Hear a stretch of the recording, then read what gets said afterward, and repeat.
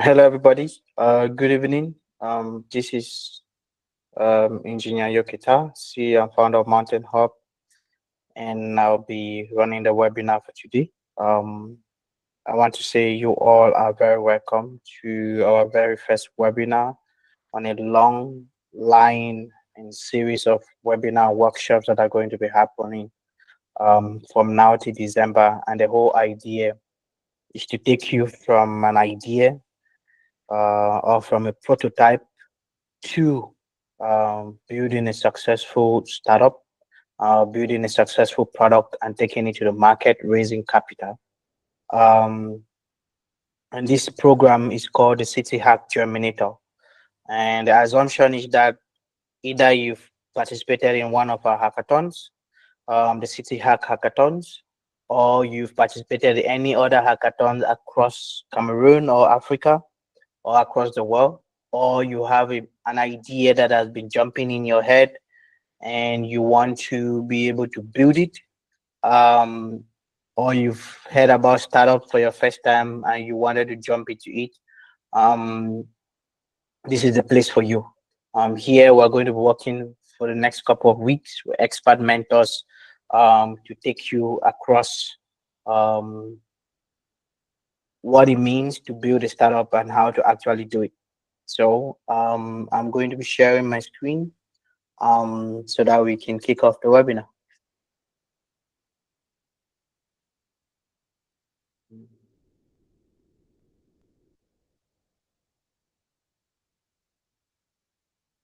Okay, one sec. Um,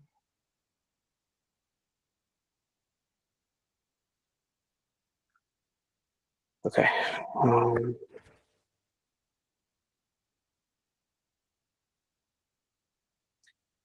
okay. Um, go.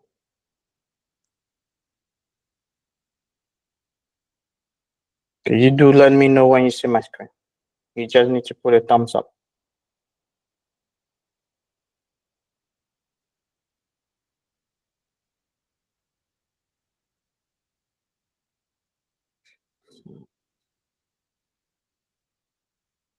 Okay. Okay. Okay. Then move this by the side. Um,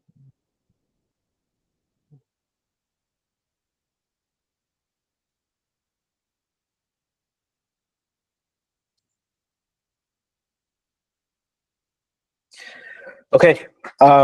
Good evening again. Welcome to this webinar from prototype to product, shifting mindset. Like I said, this is the first webinar of a series of training, workshop, and webinar that will be carrying out with people across Cameroon. I think some people will be joining across Africa. And the assumption here is that you participated in one of our hackathons from last year or any other year. You've participated in any other hackathon across Cameroon, Africa, or the world. You have an idea and you want to build it. You can code, you can build products, and you want to know how to build a startup. You've been hearing about startup and you want to find out how to do it. This series of webinar is going to take you from 0 to 1. It's going to take you from the idea stage to when you actually have a real business, when you can meet investors, raise investor. And these webinars will be running, webinars and workshop will be running from now to the end of the year. And we'll be having practical work sessions with different teams or startup people that wants hands-on support with mentors to be able to support you to do it. My name is Ayuk Etta. I'm the CEO of Mountain Hub, and let's get into it. So first, I'd like to talk about what we plan to do here today. All right, and I've given you my name. My team is here. We have Kedvera, who is our communications director.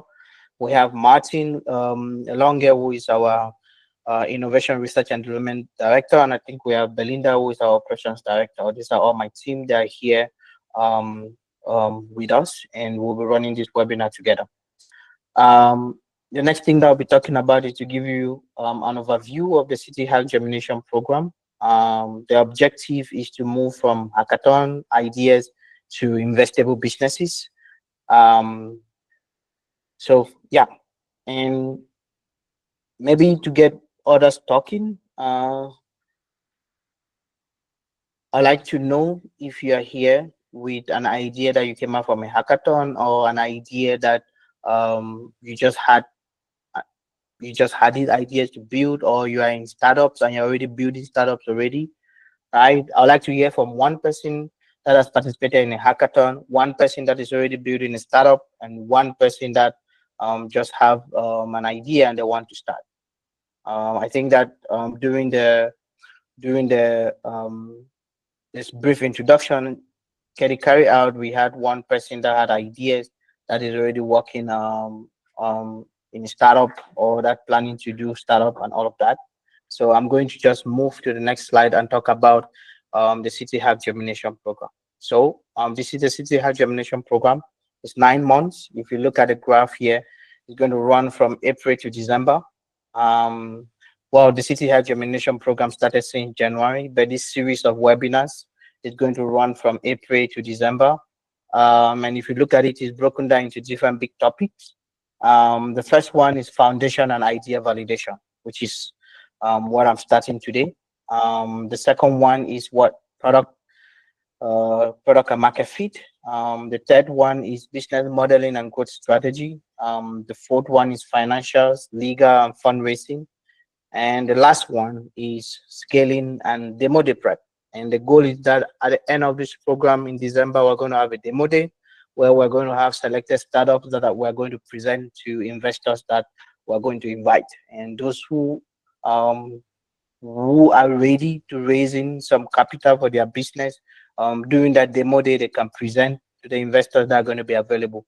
That also doesn't mean that those who are already ready at this moment to raise capital, we are going to work with them hand in hand, as we have been doing with other startups who might think they are here today, to work with them hand in hand on their business model, their product, their go-to-market strategy, and to start linking them to investors directly. So if you feel that you're ready, you can always talk to us privately to run like a one-on-one session with your company, to figure out how to get you into investment readiness mode for you to be able to raise other capital. Right, guys, I am presenting my screen wide, so I'm not seeing anybody. Kelly, Martin, if there's any hiccup and you guys are not hearing me, you might just have to ping me, or raise your hand.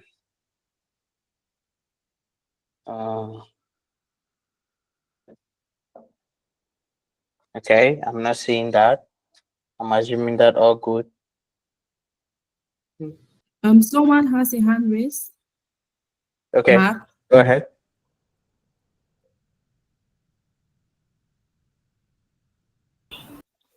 No, no, it's an error. Sorry. Okay. Okay. Let's go ahead. Okay. First step is hackathon versus startup reality, which is the first thing that I want to talk about. Some of you are here who have organized hackathon. Some of you are here who have participated in hackathon before. Some of you have watched a hackathon happen. But this webinar is the first step to shift the mindset from prototype to product. In hackathons, we usually talk about prototypes. They are fast, they're flashy, they're incomplete. And the goal for a hackathon is to build something that you can show a concept of what is possible or what can work. Very limited time, usually 24 hours, 48 hours, 72 hours. And you want to prove the concept. So you do a prototype. A prototype is used to prove a concept. Little bit of design, Figma designs, a landing page, a simple website, a clickable prototype using one of the prototyping tools, using a no-code tool to develop a sketchy mobile application. So hackathon prototypes are fast, You can do it really quickly. They're flashy. It's all nice, looking nice because you have to present it. They're incomplete because you just try to put things up to show that it can work, right? Um, but startup products are user driven. It means that you cannot build a product for a startup without talking to users, without talking to customers, without getting their feedback and understand the pain point, the need, or what they really want. Startup products need to be validated. There has to be a validation phase where you talk to customers, you build the product, you take it to them, and you figure out if that's going to work or not. It has to be sustainable. I mean, that startup product needs to have a way that it keeps growing and refining itself and getting better to serve what the user want. So, hackathon versus startup reality is that hackathon focus type flash, fast, flashy, incomplete. Products focus on user-driven, validated, and sustainable. And if you look at the diagram on your right, you have to move from something sketchy, some idea phase, to a product that can fly and run on its own, means that it's user-driven, it's validated, and it's sustainable. And this question is for those who have attended hackathon before. And if I have like one or two or three people that can answer this question of what is your primary goal during the hackathon? Was it to win money? Was it to build something to prove to yourself that you can build something within a short period of time? Does anybody who have participated in hackathon, in our hackathon or any other hackathon, have an idea what their primary goal during the hackathon was? Kenny, can we run a little question and answer session, 2 minutes? Yes, we can.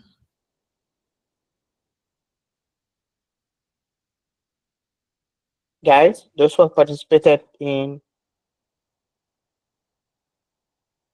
hackathon before, if you like to jump in here, that would be good.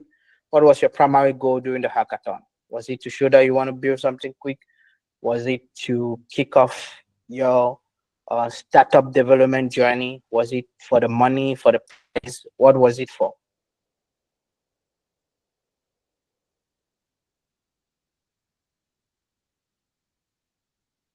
Yeah.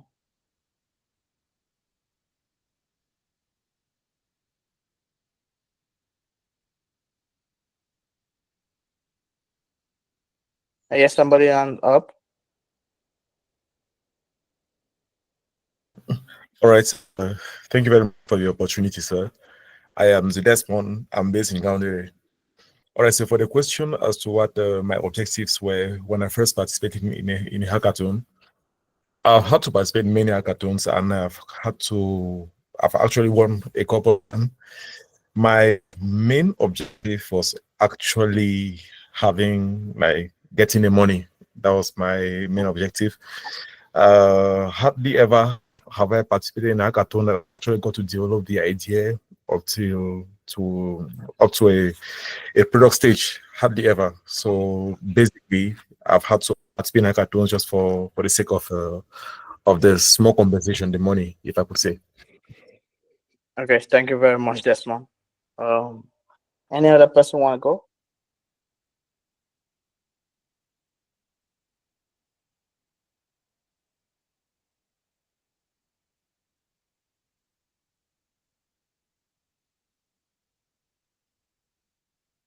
Anybody want to give us their primary reason?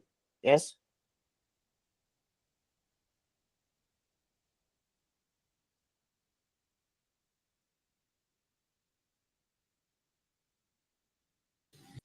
Noemi, you can go ahead. Good evening, everyone. Good I'm evening. Noemi Amanda. My first goal during the hackathon is to gain money. I want to precise that I only participate in one hackathon. Okay. So that was my goal. Thank you. Okay. Thank you very much. Thank you very much. Anybody want to go? Elijah, your hand is up. Yeah, yeah. Good evening, everyone. Good evening, sir. Good Uh, evening. I'm Elijah from. I'm based in Yaoundé. So the first hackathon, which was the latest hackathon which I attended, my main objective there was two reasons. The first one was to get the money, and the second one was to, let me say, try to I won't say show off, but try to prove that my idea can work. So those were like the two reasons that I had when I participated to my first hackathon, which was the latest one. Yeah. Okay. Thank you very much, Elijah. Somebody else want to go?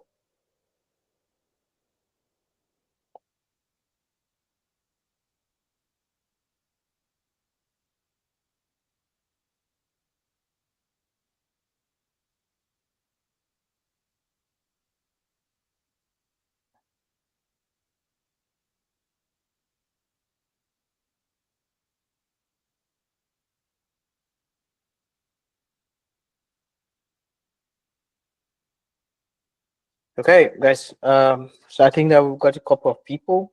First, it was money for some people. For some other people, it was to test their ideas. Thank you very much. Maybe we'll go to the next slide. Um, Let me go back to this. And I've attended many hackathons before, and I've organized many hackathons before. And the reason why we organize hackathon is not to give people money. Money is one of the motivation.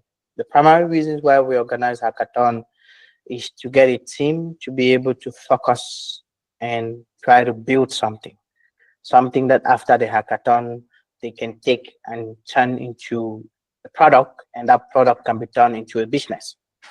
That is the first reason why we organize hackathon. Hackathon is supposed to be an engine of innovation, an engine of creativity. A hackathon is supposed to be an environment that sparks idea, that sparks creativity, and that sparks the spirit of collaborative um, work to be able to develop something in a short possible period of time. Essentially, the hackathon mimics the real world, which is you don't have enough time. There's so many problems to solve. You need to find a way to work with people, and you need to find a way to solve a problem, and you need to solve that problem really fast. And you need to try to take the solution that you created for that problem and find a way to turn it into a business so that you can generate money and wealth for yourself, but also solving the problems and making the world a better place. And in the world, there's not enough money, there's not enough time, there's not enough people you can collaborate with. And even if you have people you can collaborate with, when things become tough, sometimes they back out. I think that some of you have participated in a hackathon where one of your or two of your team members back out. So when we organize hackathon, those are the reasons. Hackathon for us is supposed to be an engine for innovation, and that innovation is supposed to create products that can be transformed. It's supposed to create prototypes that can be transformed to products, and that products can be transformed to startup. So we have to shift the mindset from hackathon to startup. And how do you shift the mindset from a hackathon mindset to a startup mindset? All right. The first thing is that you need to move from pitch mode to continuous validation.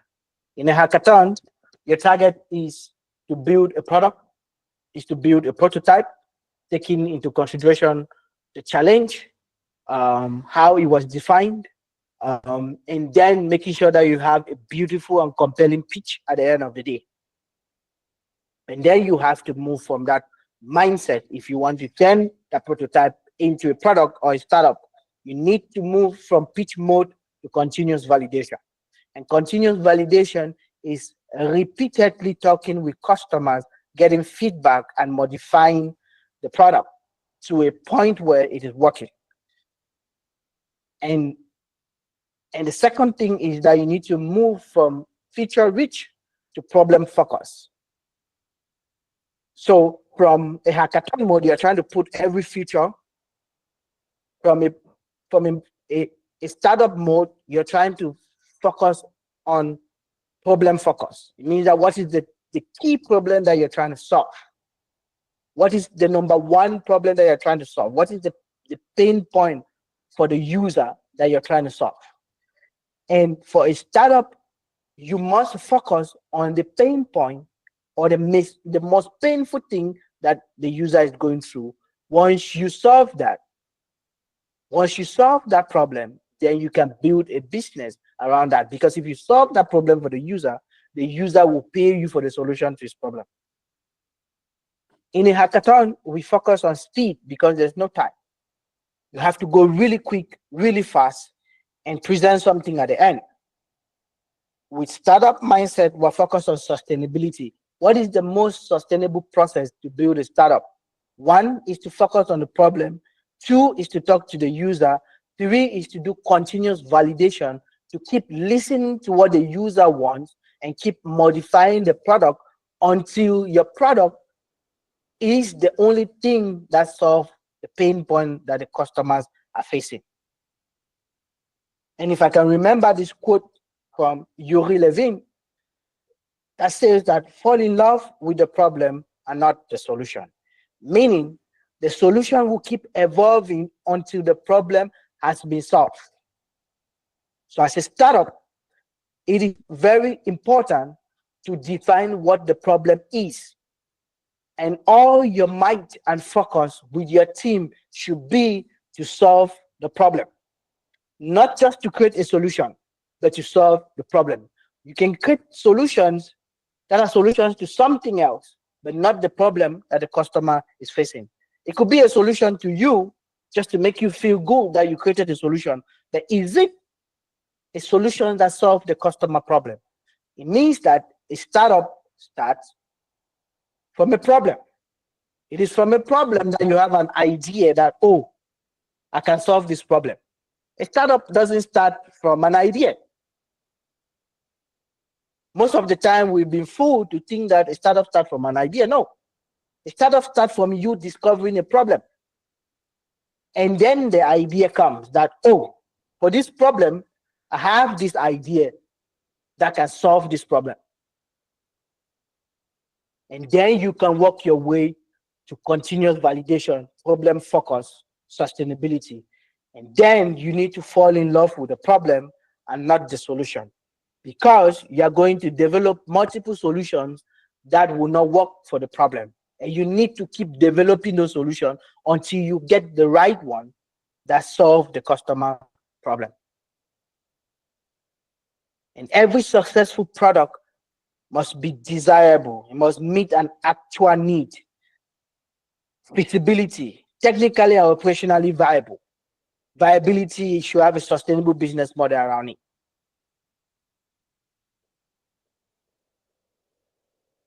Now, if you have built a prototype before and you want to take it to a product, then you have to validate your assumptions. Every prototype makes assumption. When you're in a hackathon room, when you are in your room thinking about your idea, you make assumption. You made assumption about who is the customer. You made assumption about what the problem is. You made assumption if the problem is painful or not. You made assumption is, you made a lot of assumption. But if you shift from prototype to product into startup, then you need to test all of your assumption. And one of the ways that you test your assumption is to use surveys, interviews, landing page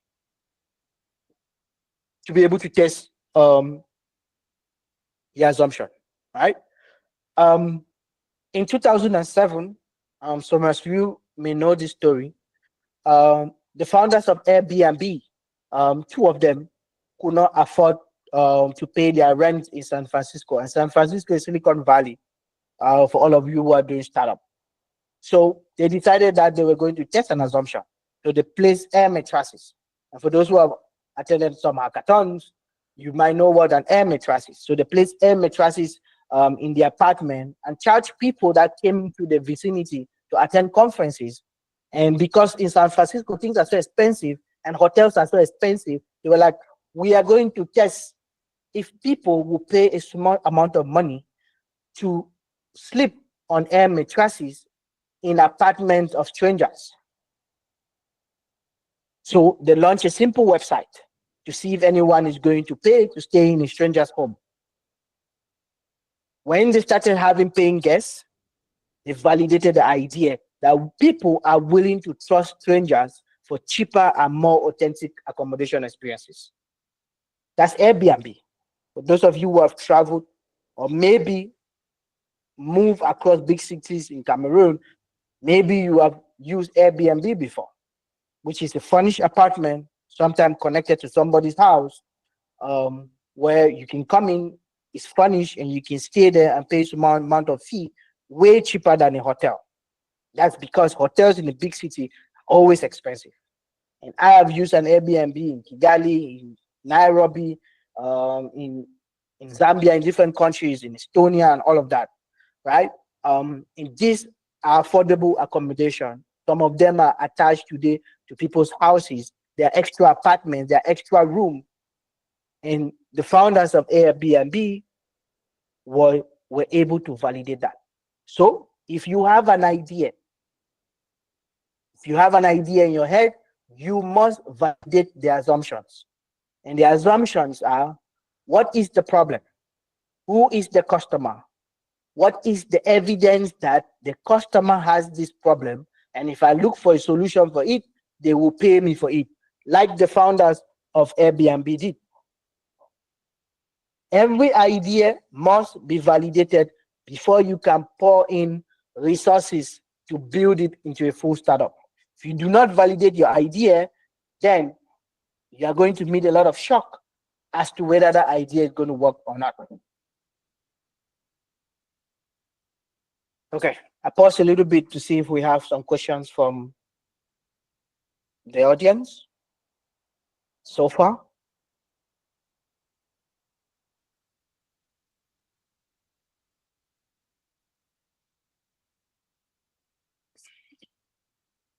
No?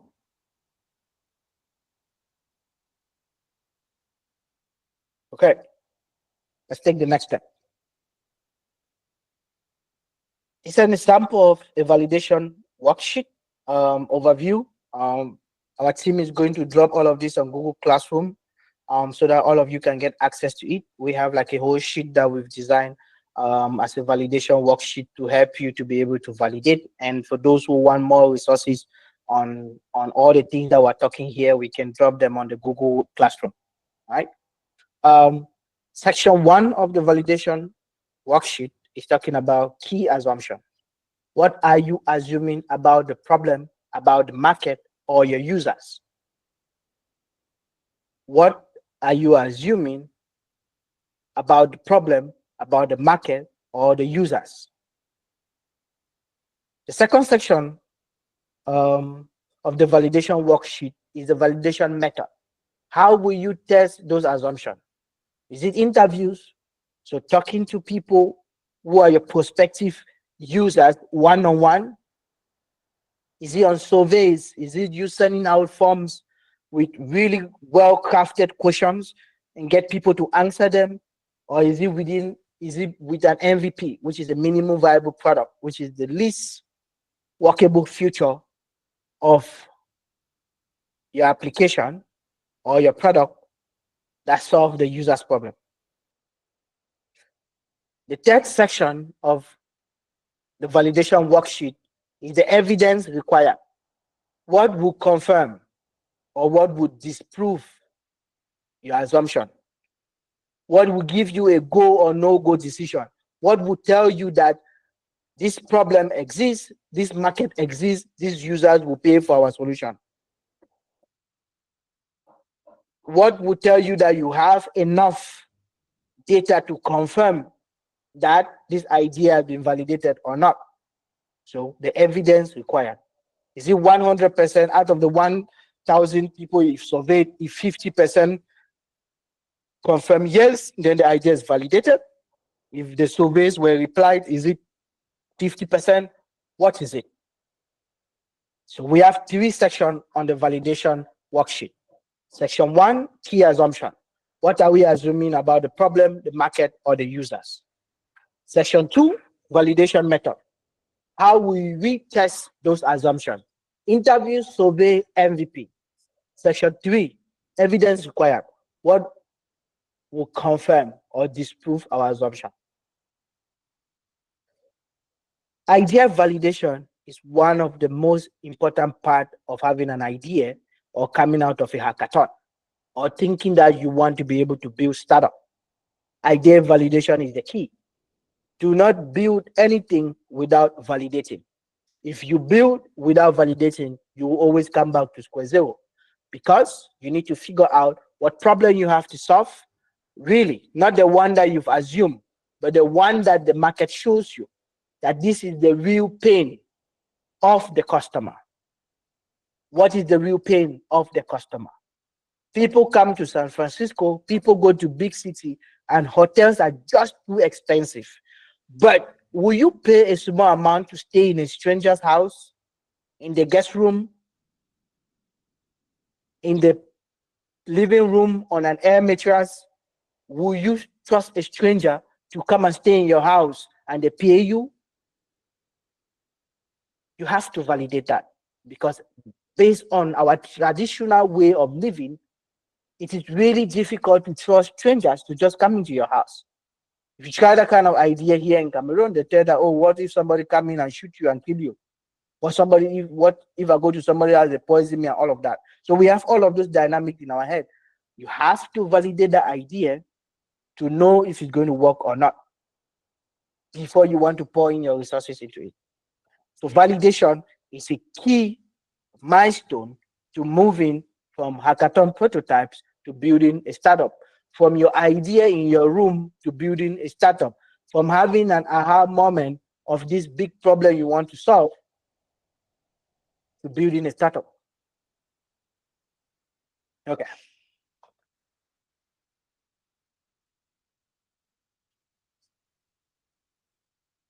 While you're validating, you need to figure out who is your real user. Because these are the people that you're trying to find out if they have a problem. These are the people that you're trying to find out if they are going to pay for your solution. These are the people that you're trying to figure out what problem they are facing exactly.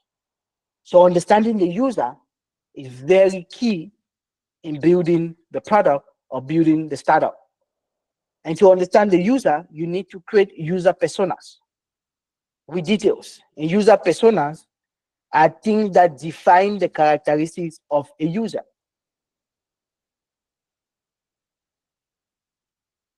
So to understand your real user, one, you need to define the user persona. Two, you need to frame interview questions that you're going to use to interview and get data from the user.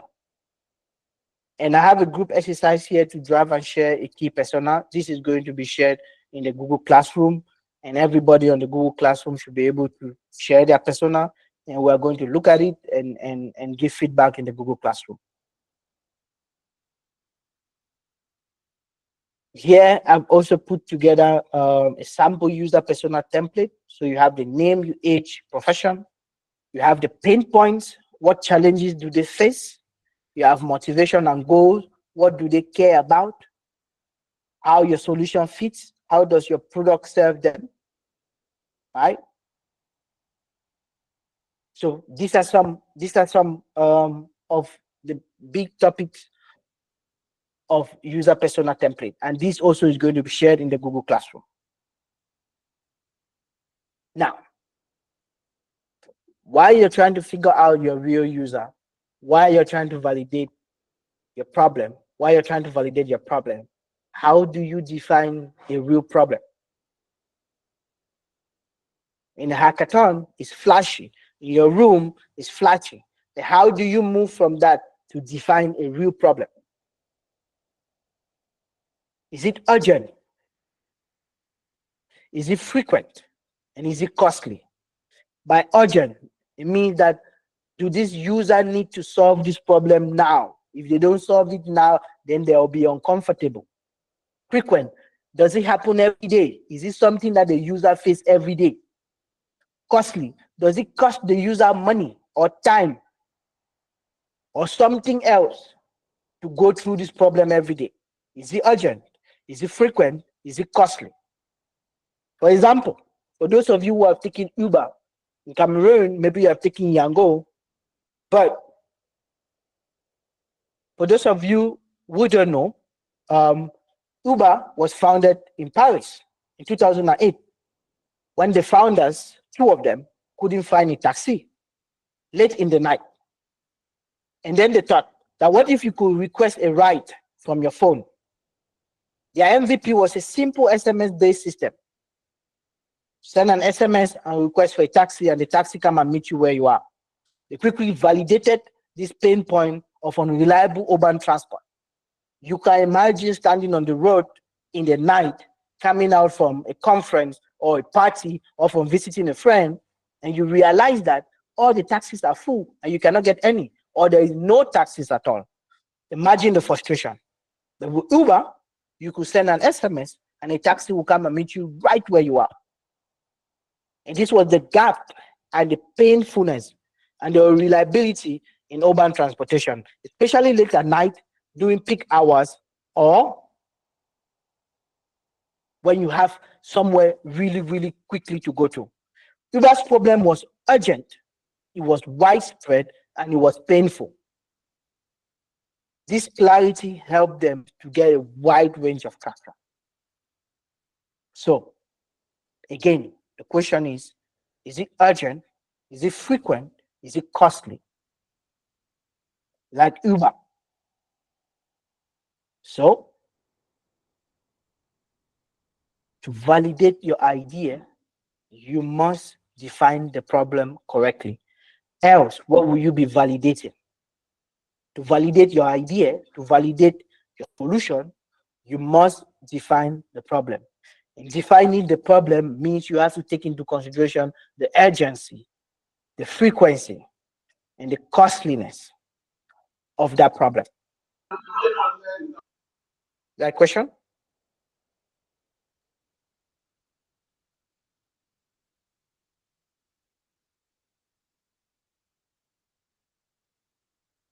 I heard somebody sound. Is that a question?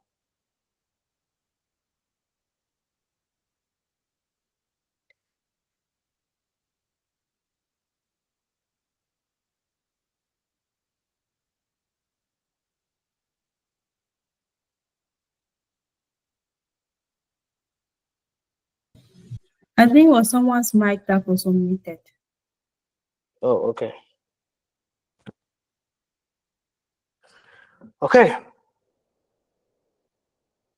From demo to MVP. In a hackathon, you had a prototype and you were doing a demo.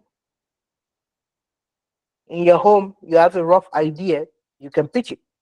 But in a startup, you need to have an MVP. And for a startup, functionality matters. So, to move from demo to MVP, you need to focus on 2 or 3 core features, which are centered around the primary pain that your user is facing.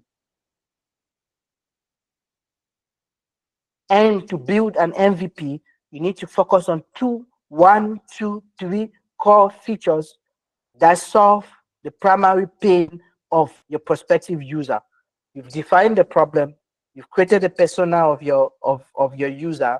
Now you need to build, you need to leave from your prototype to your MVP. You need to pick 1, 2, 3 features that solve the underlying problem of your users. And you need to identify and refine your must-have feature set until you have it.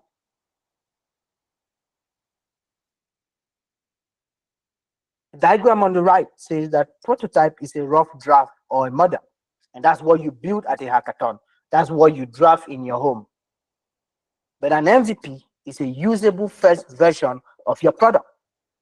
It means that if somebody have your MVP, your minimum viable product, they should be able to take it and use it to solve the basic problem that product is intended to have. Remember, Uber started with an SMS-based system. It was a full product with just 1 feature. You can send an SMS to request for a ride, and somebody will call you, or a vetted driver will call you and come and pick you up. Finish. That was their MVP. Upon that, they built a whole massive platform that is a multi-billion dollar business today. So a prototype is a rough draft or a model. An MVP is a usable first version.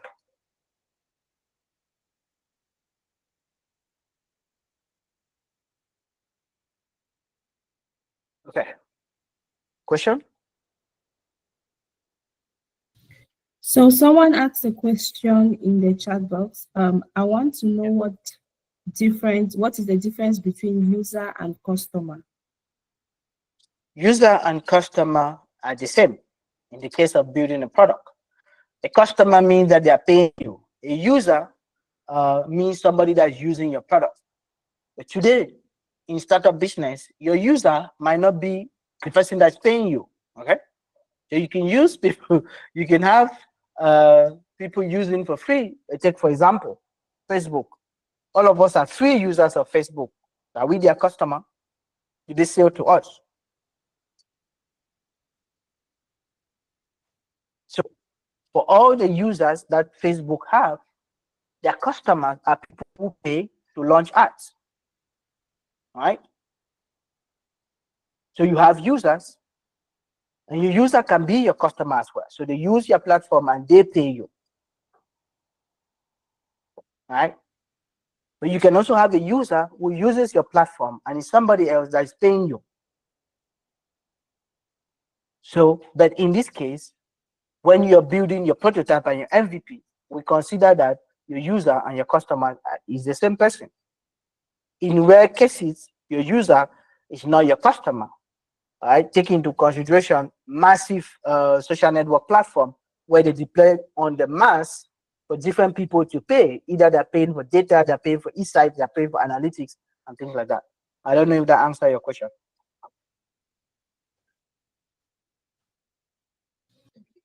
Okay.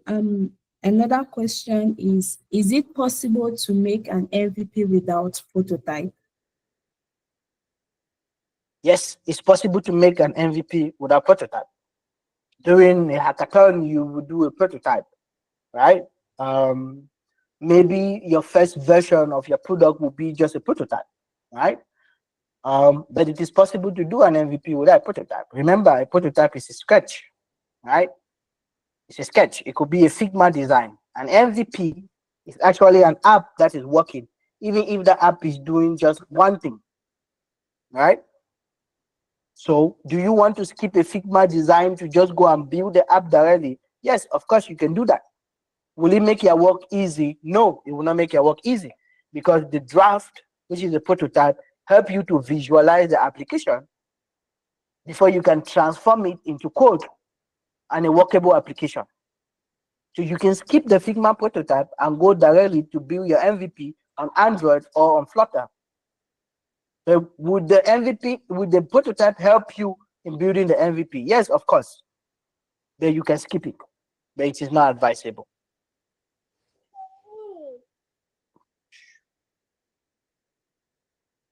Any other questions?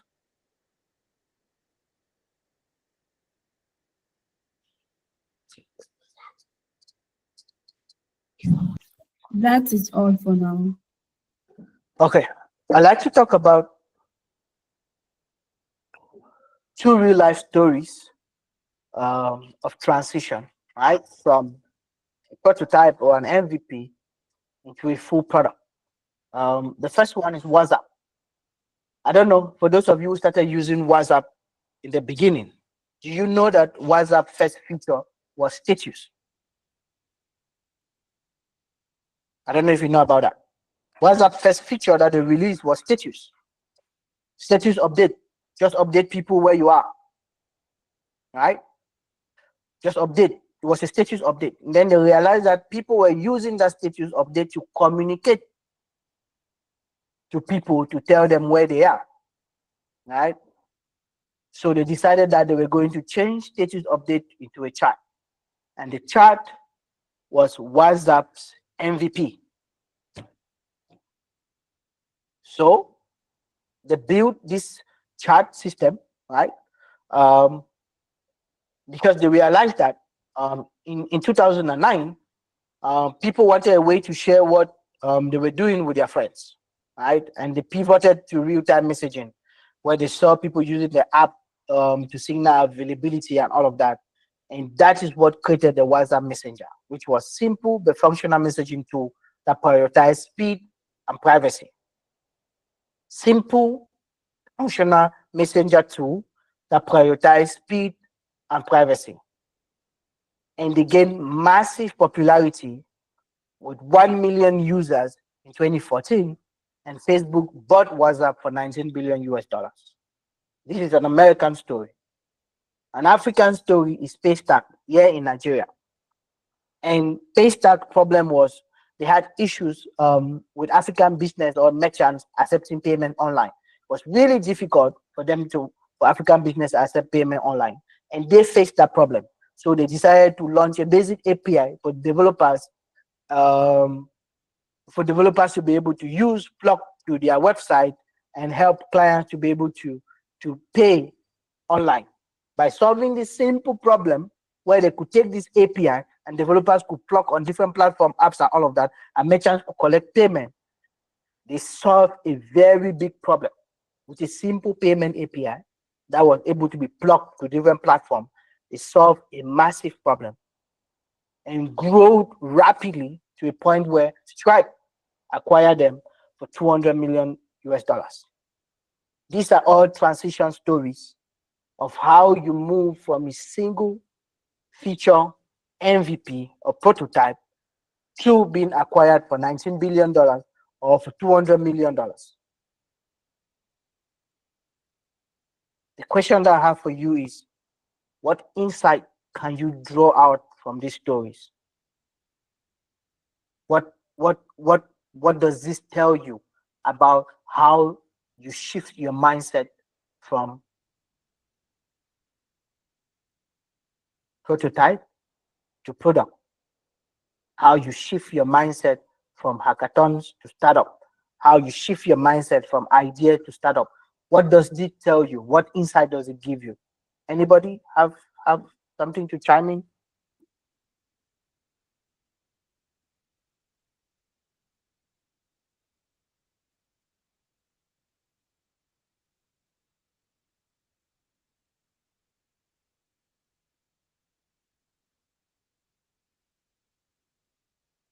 Yeah.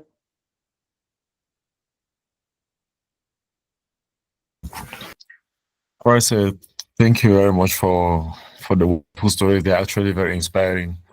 I want to take the case of WhatsApp.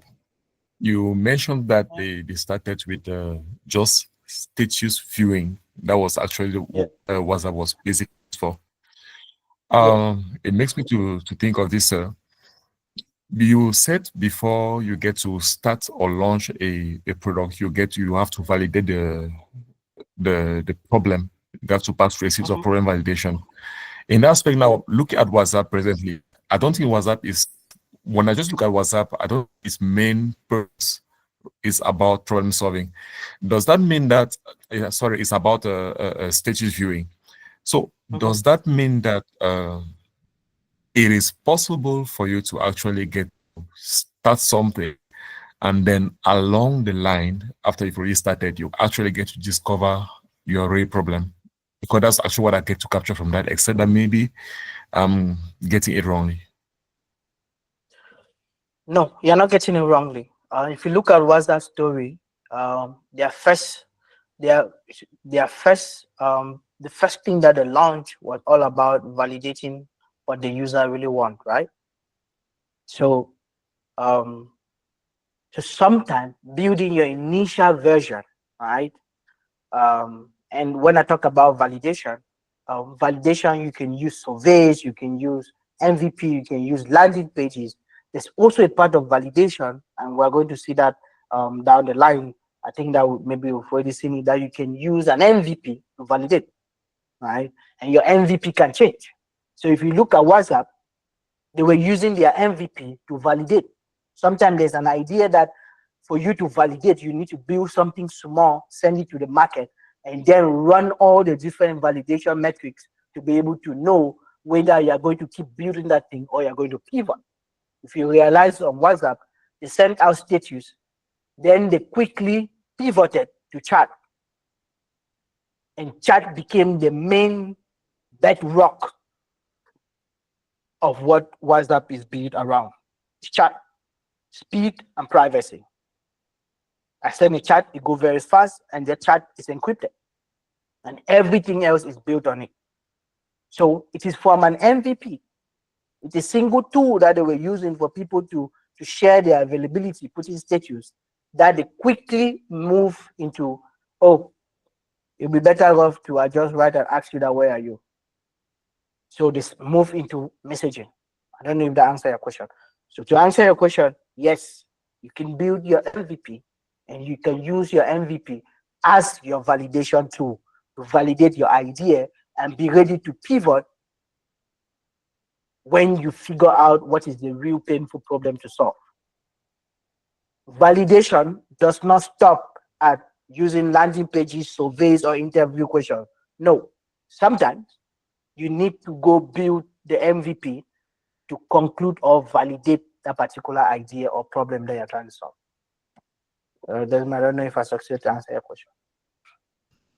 Thank you very much. It's very well answered. That means what we get to understand is that sometimes getting to validate the real problem you're solving is all about getting to have something like really have something, an MVP. From there, you could actually get to discover the real problem you should be solving or something. Thank you very much. Yeah, you're welcome. Any other questions?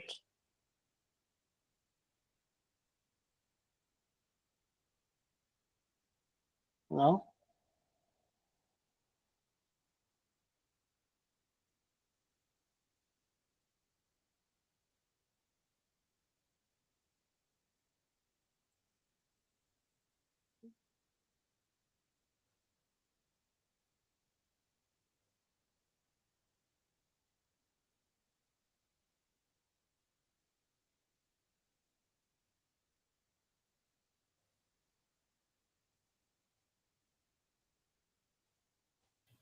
I don't.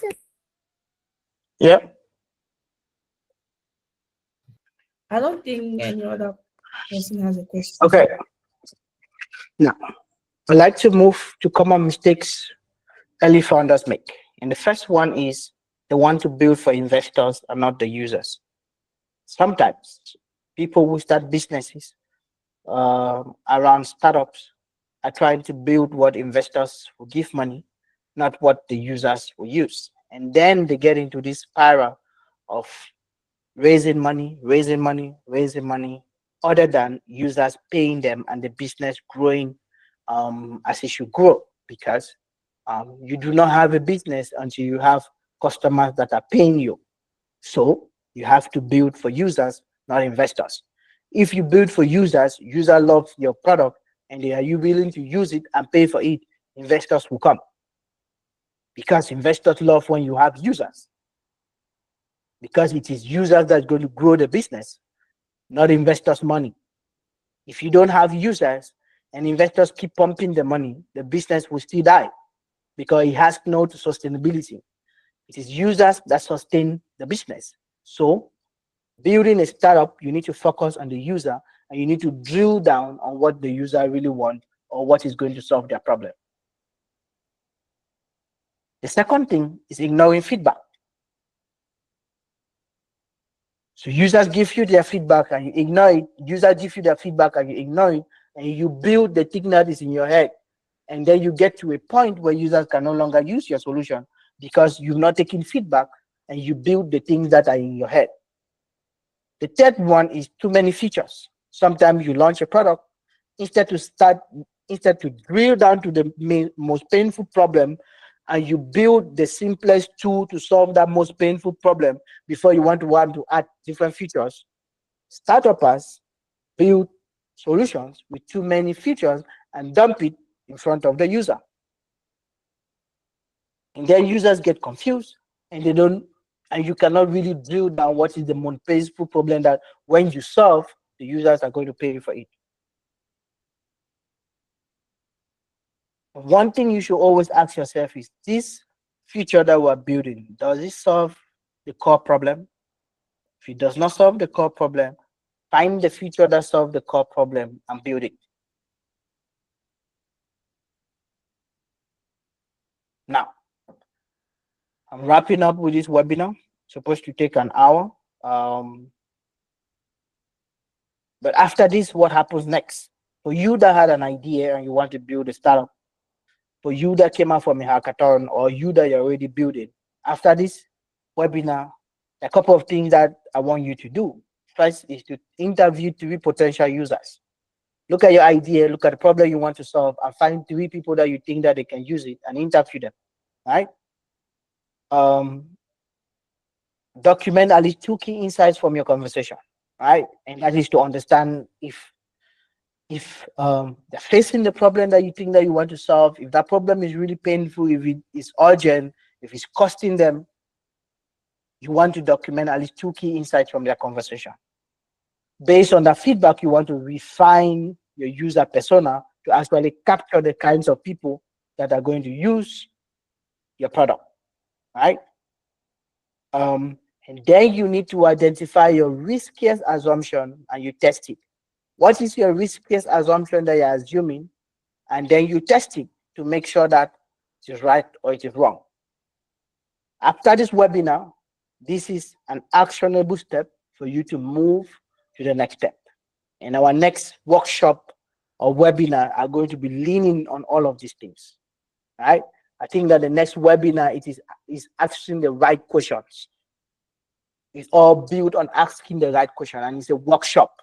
How you develop questions, how you talk to customers, how you turn the question to get the right insight, to find out how painful the problem is, if it's actually painful, and to find out other things that will help you build a case, whether you need to keep building that product in that direction or not. Questions? I see some hands are up.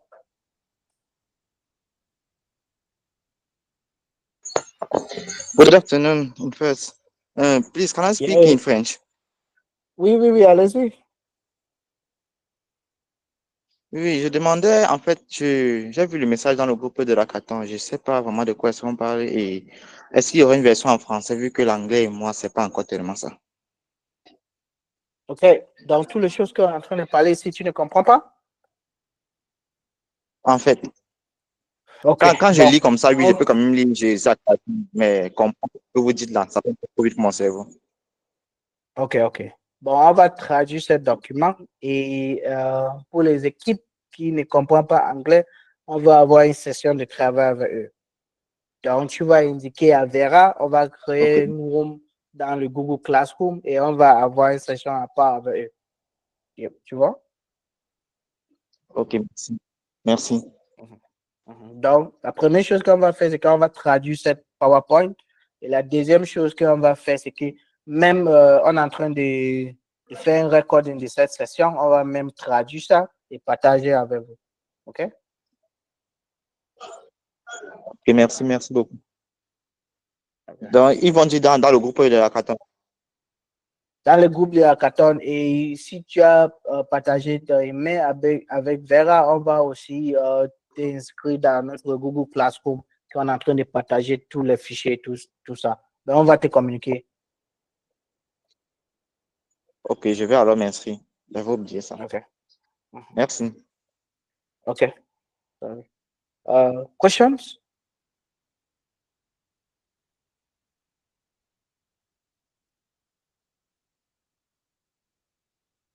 Questions? Yes, Elvis? Sorry, I am in noise. I want to know the main difference between customer and user. Sorry, maybe you have tell it. I don't understand. I don't understand the main difference. So a user is the person that use your solution. A customer is the person that use your solution and pay for it. Okay? The customer and the user in your case can be the same person, but for another solution, it might be two different persons. Okay? So I give you an example. You have a service in the hospital that is free, right? It is the patient that goes to the hospital and use the hospital, but the government has paid for that service.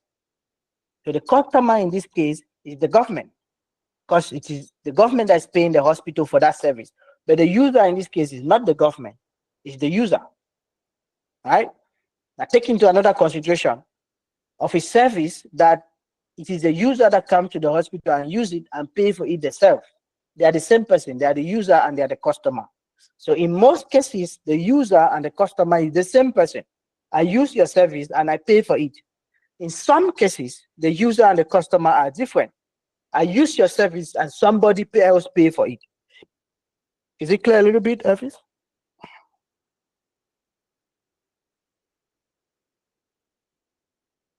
Okay. Questions? Questions?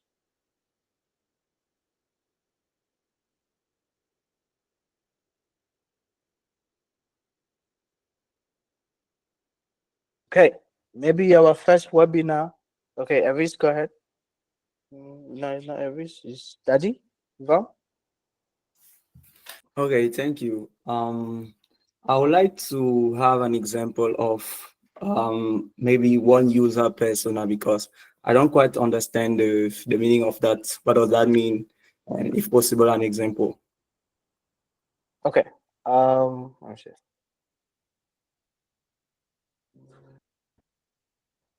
So, for example, a user persona is a representation of your type of user. I want to give you an example. Say you're building an app to help students see past questions and be able to get answers to past questions. All right. Which is your type of user? And that is focused on university students. Which is a type of user? Okay. So you give it a name. It's a profile. You give it a name. Daddy. Okay. You give it an age. So my users will fall around the age of 23 years old or 18 years old because they're in the university. Okay. Profession, they are students. Pinpoint the stress every day to get answers to past questions, which repeats itself in the exam room. So if they could master that past question, then they could do well in their exam. Okay, those are the challenges they are facing. Motivation, they want to pass their exam. Goals, they want to validate their courses and graduate and leave the university. What do they care about? They spend some time in they belong to student associations, right? How does your solution fit? How does your product serve them? Easy mobile app that is going to help them to see one click on their mobile phone all past questions and answer that has been given by vetted professors in the school, right? These are the type of people that you are looking for. People who are within the age range of 18 years. They are students, right? Practically university students. You give it a name, you give it the kind of problem that they face. This is how you define a customer persona. Okay. I'm not supposed to go into this, but let me see. No,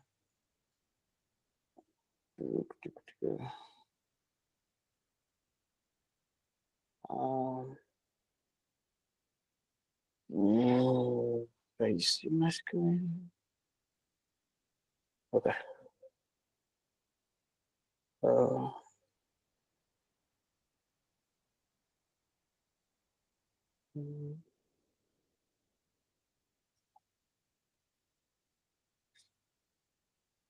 Yeah. Okay, Daddy, are you still with me? Can you see my screen? Okay, this is example customer persona that I just created, right? Give it a name, Marie. Marie is an artist looking to sell her art easily online and gain exposure as an up and coming artist. Age 26, marital, single. Occupation, artist, art buyer. Location, London. Income, £32,000. Bio. Julie is an artist in London. She graduated 4 years ago from art school and has been making art since joining a local studio 12 months ago. Although she loved the people, blah, blah, blah, blah, blah. Needs to find the right website which offer the facility she wants, to find a way to further her artwork and all of that. Okay? Three most popular categories of that. Pain points. Concern that she will need to manage many artwork and won't be able to afford the website fee. Worry about that. ID experience. May have pieces internationally and ensure that. Quotes and surveys and all of that. This is a sample customer persona. All right. This gives you enough data about your user. All right. The kind of people that will be using your service. And every startupper needs to create this customer persona. And sometimes you will have about 3 of this kind of customer. You might have 3 customer persona, or you might have 1, or you might have 2. Does it make sense now, Daddy? Yes, it makes sense. Now I would like to know, is there any limit of user personas, or you can go as you want? In the beginning, yes, you need to serve a few type of people, right? You don't want to serve students, lecturers, mothers who have children in the hospital, right? Farmers in the farms, market women in the market, and all of that. Do you see that those are different types of people? Yes. So you realize that in the beginning, your solution is going to serve a few kinds of people, right? If you want to serve farmers who are in the farm, you'll be able to serve them. If you want to serve the ones who are in the market, you'll be able to serve them. So your customer persona cannot be so many. It's few in the beginning. If you are serving many kinds of people, this lady is an art collector, right? So she's dealing with art. If you're building a platform to help people sell art, will you also add people who are buying food to that platform? No. No, right? So you might have Yes. people in her age. You might have people in her age who are not looking for where to sell art. They're looking for where to buy food or sell food. You might have people in her age that are not looking to sell art. They are looking to sell dresses and clothes. You will not add all of them on your platform that is supposed to be selling art. The reason for this customer persona is to show you a particular set of people that you want to serve and how many of them exist out there. Okay? So in the beginning, you're going to have few, right? And if it's going to grow in the future, it's going to grow because you are growing as a company and you're trying to expand. For example, you had Facebook that started and it was serving those university students in Harvard. Then it extended to other university students. Same kind of people, students. But then they realized that the lecturers also started joining and creating their profile. Okay? And not only lecturers, other people started joining and creating their profile. So you realize that the customer persona kept increasing and increasing. And then as it is increasing, they are developing different kinds of user experiences on the platform for the different kinds of user persona. But when they started, it was focused on students. So they had one customer persona. They could focus on that and build really fast and scale and build the technology. Then in the future, they can start expanding because it was a platform. Okay? They had now teachers, they had workers, they had people who are selling, they had all of these. And then they start building different experiences for these different customer persona. But in the beginning, it was just one. It was students to connect with their friends and see what their friends are doing. Okay? Okay. Got it. Thank you. Okay. You're welcome. Question, guys? No lady?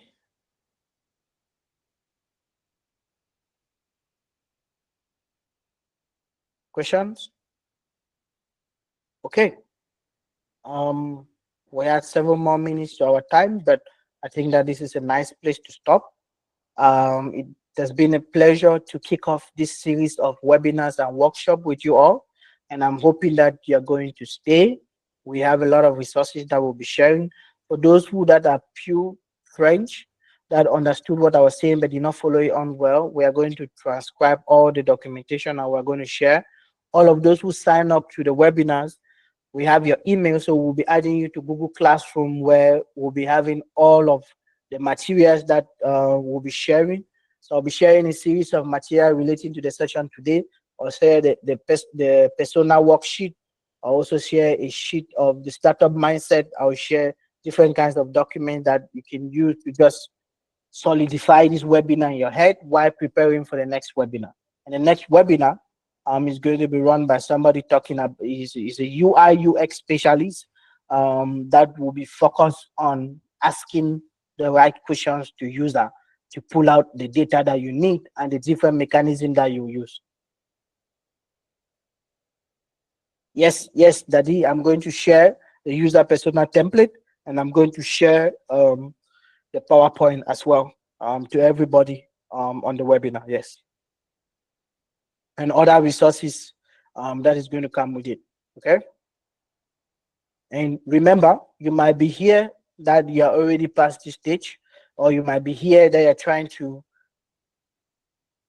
remind yourself about all of this. If you have already passed this stage, some of you are already past this stage, we can work with you hand on hand, one on one, to make sure that you're building your startup the right way.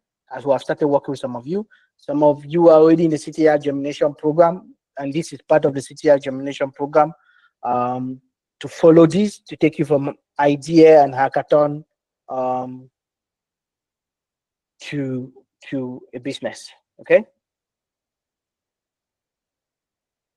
Okay, everyone. Yes, Desmond. All right, sir. Just a question. Excuse me, because I saw a group. I'm in City Hack. I saw another one, Accelerator, that was Yeah. created. I don't know what is the clear That was- difference between the that two, was because for- I don't know, maybe I joined late. I don't know. No, that one is for the pitch guys. That one is for the pitch guys. People who are building their solution from the pitch. All right. We are going to be giving you a different set of resources. So all of those who won the pitch are the people that we put in that group. I don't know if you understand.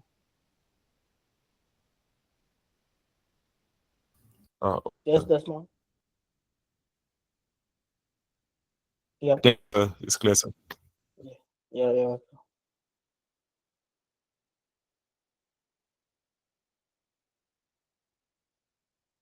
Okay. Okay, guys. Have a beautiful weekend. Take care, you all, and we'll be sharing all the resources with you. Bye, everyone.